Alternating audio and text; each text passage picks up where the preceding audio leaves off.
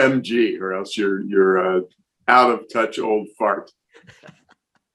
Good way to start the show. I could say that about myself as well. And all right, well, ladies and gentlemen, Brooke and I normally have some fun little patter at the beginning. We're going to eschew that today. Another word that I don't use often, and I'm not entirely sure I just use it correctly, but there's a good reason for this. You know, I recently saw this article of the 10 greatest business thought leaders of our generation. I was actually honored to know one of these pretty well.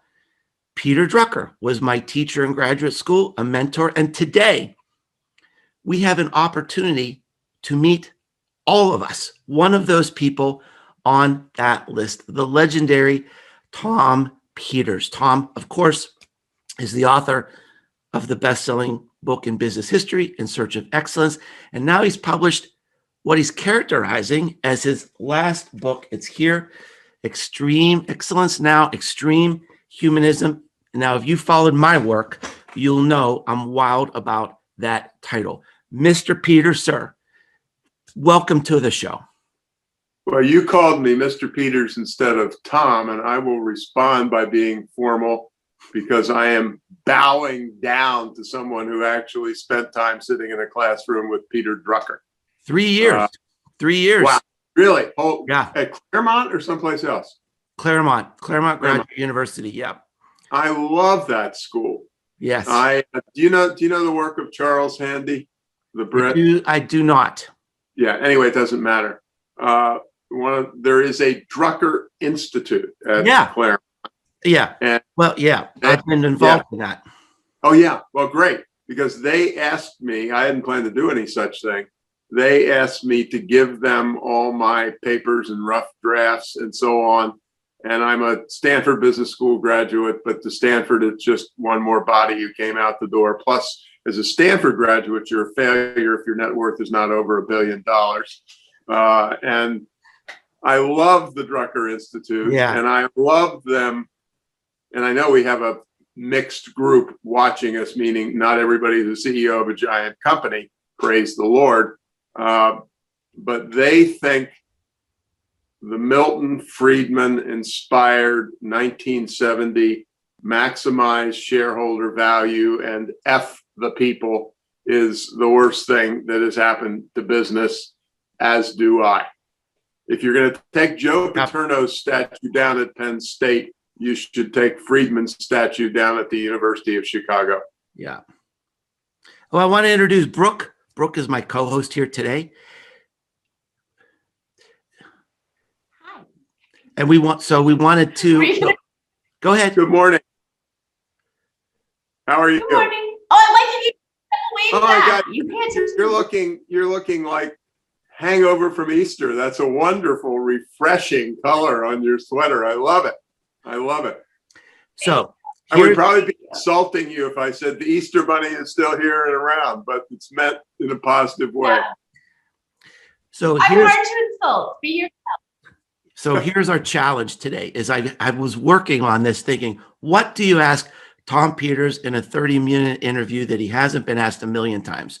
So what we're going to do today is Brooke and I are going to just give you 5 or 6 words, depending on how much time we have together, that sort of represent key words from your career and certainly are highlighted in your new book, Extreme Humanism. So, Brooke, why don't you give Tom his first word?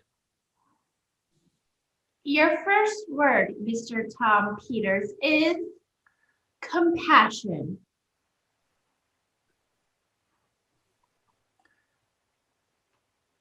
I want to respond in 2 ways. First of all, despite my advanced age, Tom, please. Yes.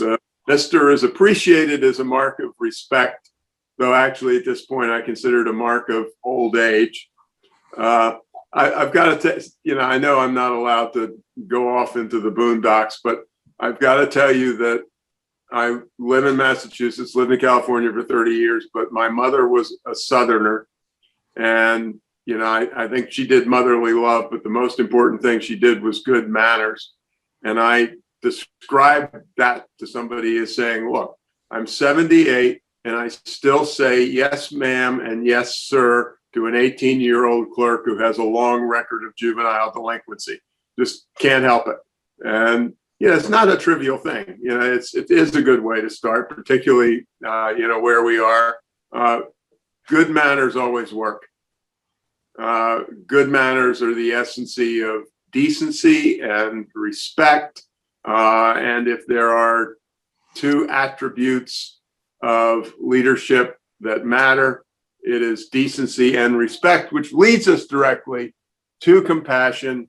And you guys are kind enough to push my book with a cover picture. And so I'm going to push yours, another cover picture. This is a wonderful book that just came out called Compassionomics. It is an awful sounding title, which is why it's perfect. It is written by a couple of MDs. It is a couple of MDs who are hard-nosed, hard-ass techno-prisoners researchers. That is, they don't breathe without having research background. And it is the power in a healthcare setting of a little bit of compassion.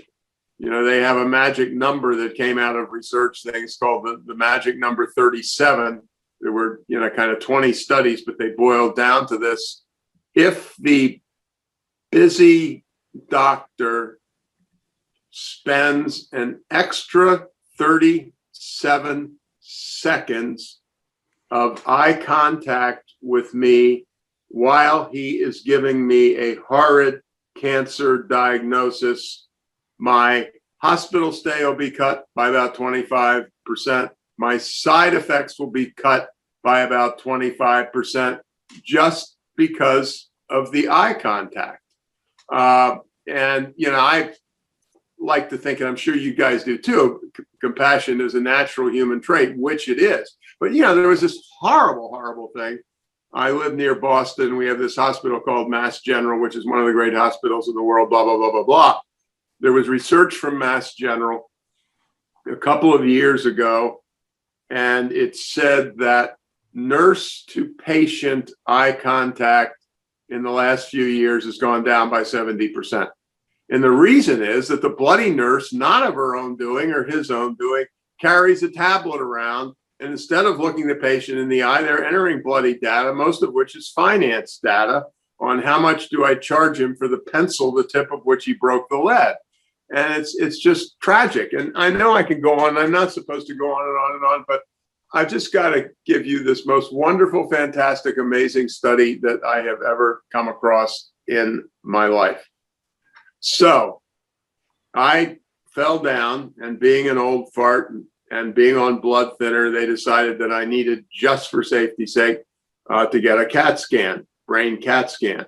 So as usual, you go into a room, and there are a couple of techs there, and the techs execute the brain scan. And 2 hours later, if it's whatever, or 2 minutes if it's an emergency, or a day later, the radiologist looks at the screen, which of course is loaded with data, basically. Somebody came up with an interesting idea. And the interesting idea was that in the upper right-hand corner of Dr. Peters's screen, there will be a little 1 inch by 1 inch photograph of the patient. 1 inch by 1 inch photograph. And when you come into the CAT scan room, they said in this treatment, they say, would you mind if we took a little photo? And you don't know what the heck you're doing, so that's fine. If the radiologist has the little photo in the upper right-hand corner, he/she spends twice as much time studying and making the diagnosis, and measurably speaking, the magic word is anomalies. You're looking at Tom's brain, and even besides the injury I was supposed to have, there's a little hoodoo diddly thing up in the corner, which may suggest a problem. They discover twice as many problems. Wow. And it's just a frigging little tiny picture, but it is extreme humanization, and it is compassionomics. and I remember reading, and I wrote about the former CEO of Campbell Soup, Doug Conant. Conant said that in his 10 years as CEO, he hand wrote 30,000 thank you notes. Wow. And that adds up to, I did the math at one point, I think it's 12 a day or something like that. And then these stories come in. I had one I was exchanging with somebody at Twitter. I send you a thank you note. I had a friend at 3M. He had a retirement party. He was an engineer, ran a little division. He said at the retirement party, a guy came up to him, borderline in tears, to thank him for a handwritten thank you note that he had sent to the guy 10 years before, that the guy still had hanging in his cubicle. Wow. But just frigging humanize a little Right. bit, and the world is your oyster. It sort of gets to the next thing, which is certainly one of my great passions. The next phrase, extreme community engagement. And I know you've written a lot about like taking care of people internally, but I'd like to hear about extreme community engagement, what that means externally for a business. Yeah, well, first of all, what it means in the book is that you got it exactly right. I have implied it in every book. I have not been explicit until this book. And I think perhaps one of the drivers of that is the pandemic, and that we're looking at our fellow human beings in a broader fashion than we have before. But let me give you my response. 80% of us probably work for businesses, not the Fortune 500, which employs 7% of us, but the 2-person accountancy, the 3-person appliance repair shop. My point about community is business is not part of the community. Business is the community, period. It's not doing this.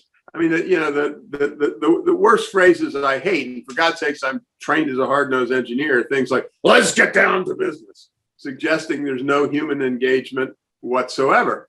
My friend Bo Burlingham wrote a wonderful book maybe 8 or 10 years ago, and it was called Small Giants, Companies That Chose to Be Great Instead of Big.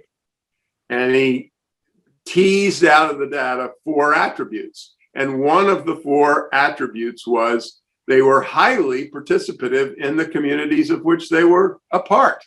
I remember in ye olde days, there was a woman by the name of Anita Roddick, alas no longer with us, who started the Body Shop.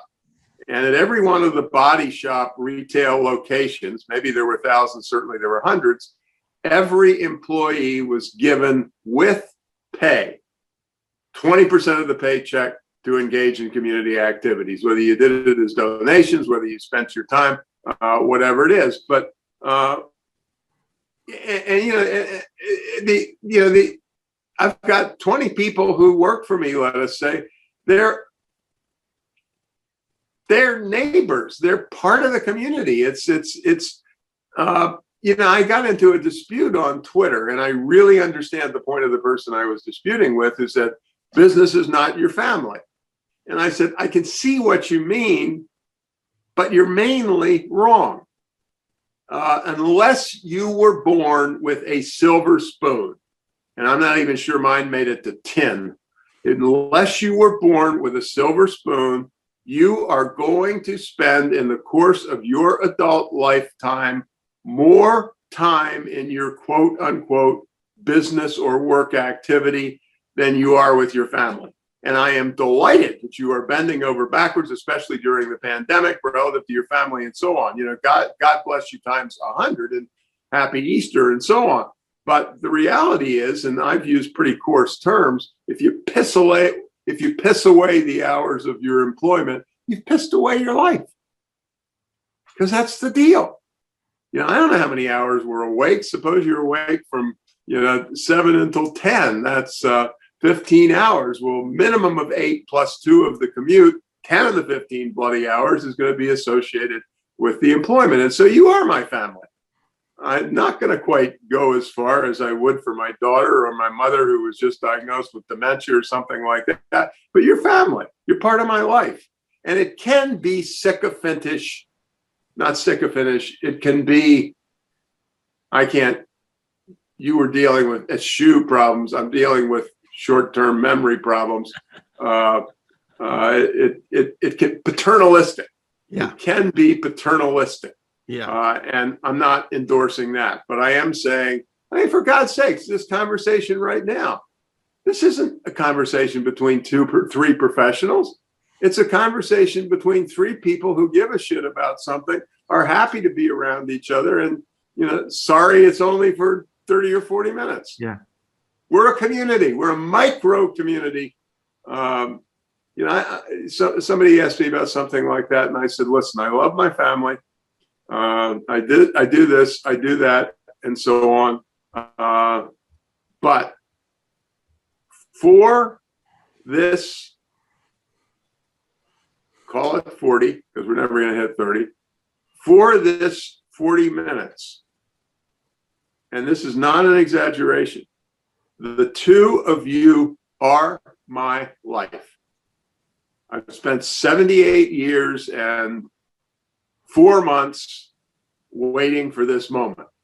And I think it's why I give pretty good speeches, because it's not a bullshit term. It's really easy to call something like that bullshit. But this is it. This is the ball game. Only thing going on the planet for me. There fortunately aren't any bombs bursting in air, but the only thing in the planet is this discussion. And therefore, I am required by my own view of the world to give it 117.346%, for every minute of our short time together. Okay, so give me 117 point something % on this next one, because I found this very interesting. Yes, ma'am. Excellence is the next 5 minutes. I'm angry about that phrase because I wrote a book in 2018 called The Excellence Dividend. Mm-hmm. And I wanted to call it Excellence is the Next 5 Minutes, but they thought that wasn't timely enough.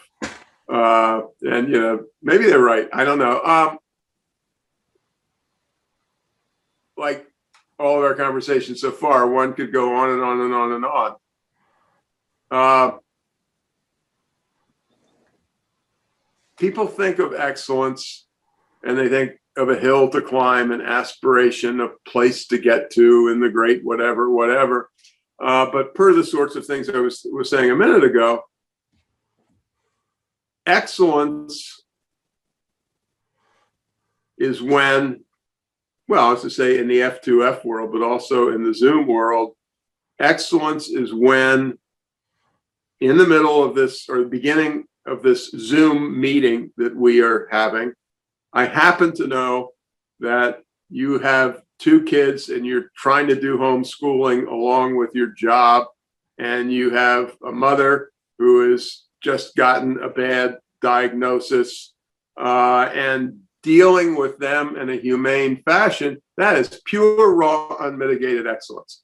And my practical point for our business watchers and listeners is if I get the next 5 minutes right, I've made an infinite contribution to the organization.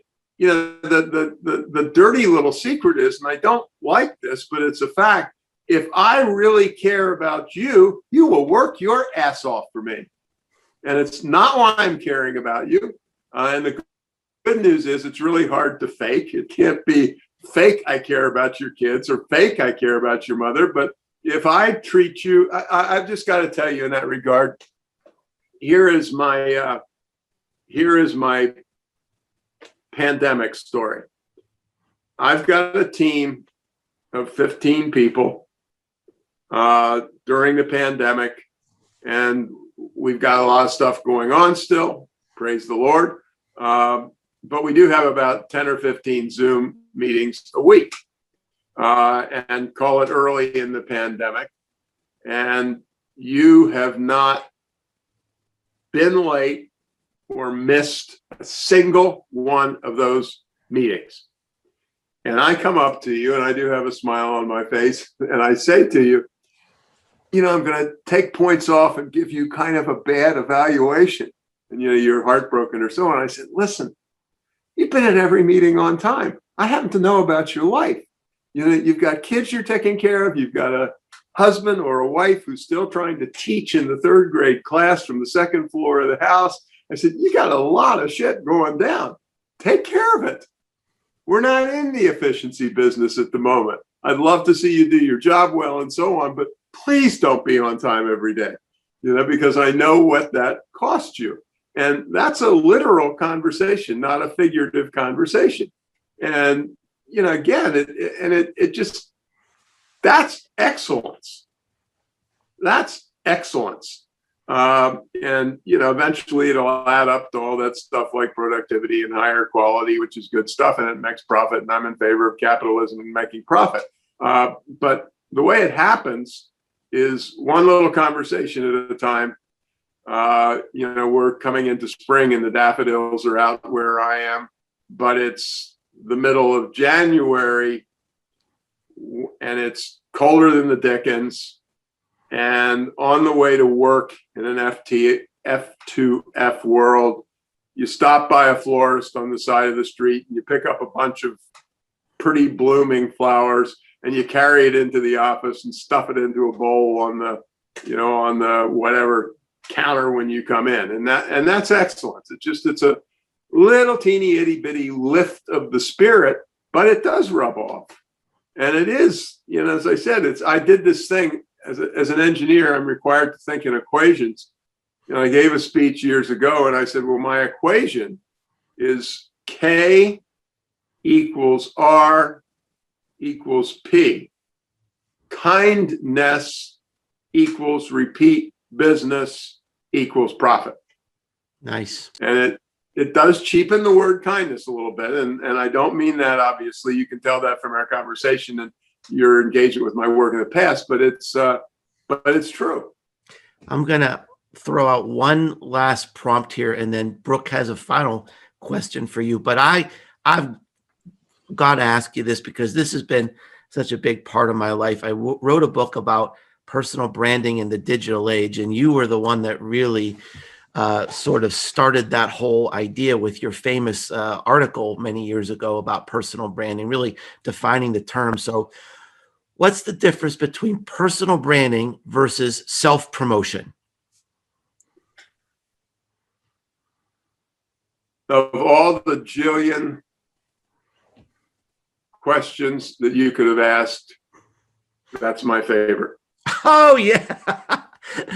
And it is my favorite because so damn many people misinterpreted the brand you discussion. Mm-hmm. The brand you discussion said, we have outsourcing going on, we've got this going on, and we've got that going on, and you can no longer survive as not being Tom Peters, but coming to work with a little placard that says employee 123. You have to stand for something, to have some special expertise or this or that or the other. You can't just be a cipher.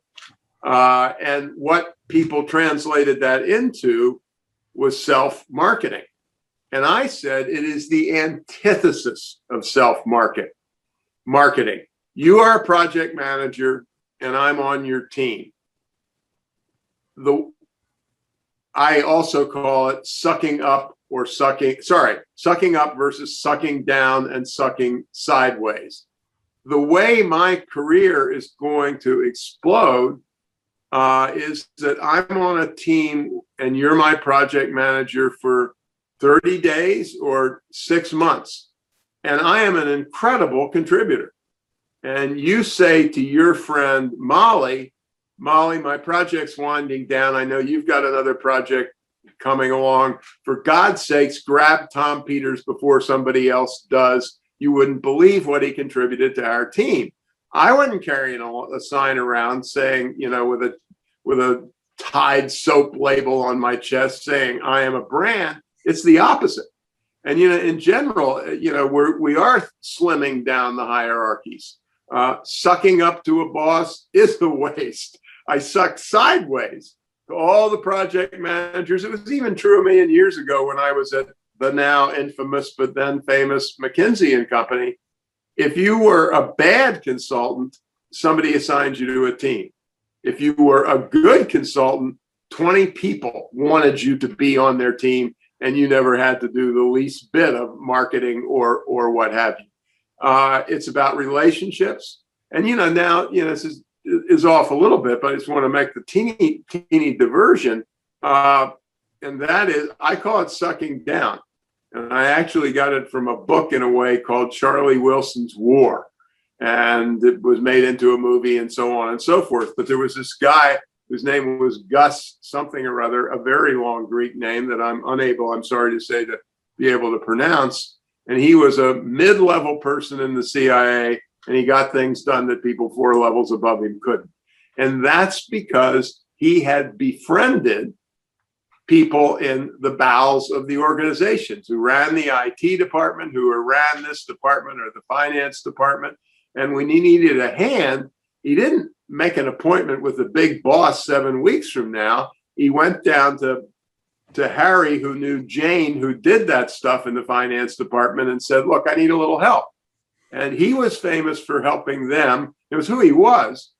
Maybe it's a Greek thing, and I think it may be to some extent, is he was famous for giving people in the quote unquote bottom of the organization a little bit of a hand with personal stuff.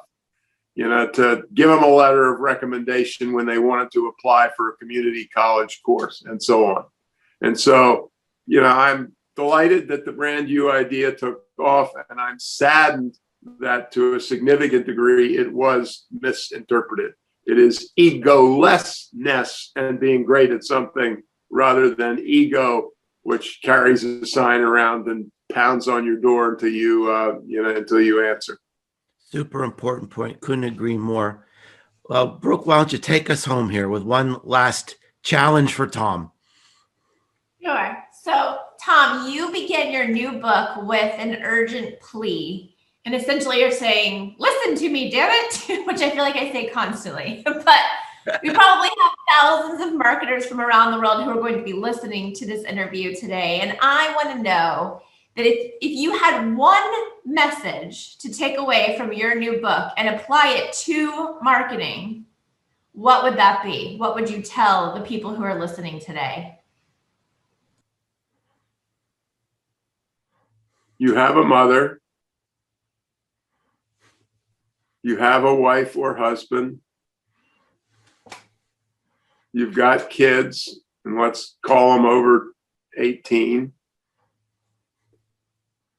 Can you, honest to gosh, go home to your wife, your mother, your kids, what have you, and with incredible pride, tell them about the marketing campaign you guys have just launched and how it's going to make the world just a teeny bit better? There's a quote in my book which comes from the former chief design guy at Apple, Johnny Ive, and he said, I know it's arrogant, but we really just hope that the products we develop just might be a little teeny bit helpful to humanity. And I would say that I'd say it to everybody pretty much, but, take a look, this should never say this to a marketer. The sales will take care of themselves, which isn't 100% true, but can you feel good about what you've done? When I was at McKinsey, I worked with Frito-Lay, and I got to know the people there, and I really liked them. And then there was a book that was called Fast Food Nation or something like that. And it talked about, even smarter than you and I, Brooke, amazingly enough, it talked about these high power chemists who were redesigning Cheetos so that the more you ate, the more you'd want. If I am the mother if I am the father of that chemist, I'm kind of really sad that that's the way George ended up, and I mean, it's an awful story on every dimension. But could you, Mr. Ms. Marketer, tell the story of Cheetos to your 16-year-old kid when you're trying to help her or him, deal as a decent human being with humanity? So I'm not asking you to change the world, maybe a little bit, but just decency and contribution. The New York Times columnist David Brooks wrote a column, it's mentioned in the book, and it's so fabulous. And he contrasts what he calls resume virtues and eulogy virtues. Resume virtues say, Tom Peters was in the Navy for 4 years, including Vietnam. He has 4 degrees from Stanford and Cornell. He wrote a book that sold a jillion copies, and so on and so forth. It's those kinds of accomplishments. The eulogy virtues is, Brooke is my closest friend, and at the memorial service for me, Brooke is going to do a little 3-minute deal. What does Brooke say about me? She doesn't say, you would not believe how many books In Search of Excellence sold over the 20 years after it was published. You're going to say he had a message and he tried his damnedest to live that message of making a little contribution to humanity. And so what I say to practical people, marketers, finance people, HR people, I don't care. At the end of the day, hey, Brooke, how was your eulogy virtue score today? And again, a message of this conversation the three of us have been having, if the eulogy virtue score is high, the reality is it's going to be reflected in a marketing program that, in fact, many people have said this, and it always needs saying, profit is a byproduct. You don't come to work and want to make a profit. You come to work, one hopes, and want to be of value to humanity, to the 7 people on your team, to the customers who will interact, with the products you have designed and now what you are trying to sell. And now I'm going to make you the big boss, Brooke. David Ogilvy of Ogilvy and Mather, probably the greatest advertising agency ever, said he had one thing that was his favorite job as the agency head. And that one thing was firing clients who had mistreated his people. What a great, he said, yeah, it's just, and it's just, he gave the question. He would go in to see you and he would say, I've come to visit you personally. Wow. A lot of the people who work for you are not the most pleasant people in the world, and they have treated my people unpleasantly. And that is not the way I do business in the world. So I'm willing to thank you for your business, but I do want to tell you that we're withdrawing from the account as of the end of the month. And please don't send an invoice for the last month's activities. Well, Tom Peters, you've had a message and you've done your damnedest to get the message out. And we thank you so much for honoring us and our audience around the world for this exceptional insight into not just your thinking, but your heart and your passion and your compassion. So, Tom, thank you so much from our entire global audience at the Marketing Companion. Well, thank you so much. As you said, I said to people, if you want to understand what I've written, you have to show me a signed certificate of graduation from the 4th grade. There is nothing in this book that requires more than that. But I do care about it. And I partially care about it for that reason, to use that overused term. It ain't rocket science, dude. It is, treating fellow human beings as they deserve to be treated. And obviously that message, hopefully, obviously that message is multiplied by 10 during the pandemic. And maybe we do see the light of the tunnel now, but I've also said, and you probably have read it somewhere, is the way you have behaved or are behaving. This is the boss's project. And a boss to me is a project manager of a 3-person team for 2 weeks. So it's not boss. The way you've behaved during this period of time is the definition of your adult lifetime. Yeah. Yeah. And, I also said, listen, and I have this thing, the COVID-19 leadership and so on.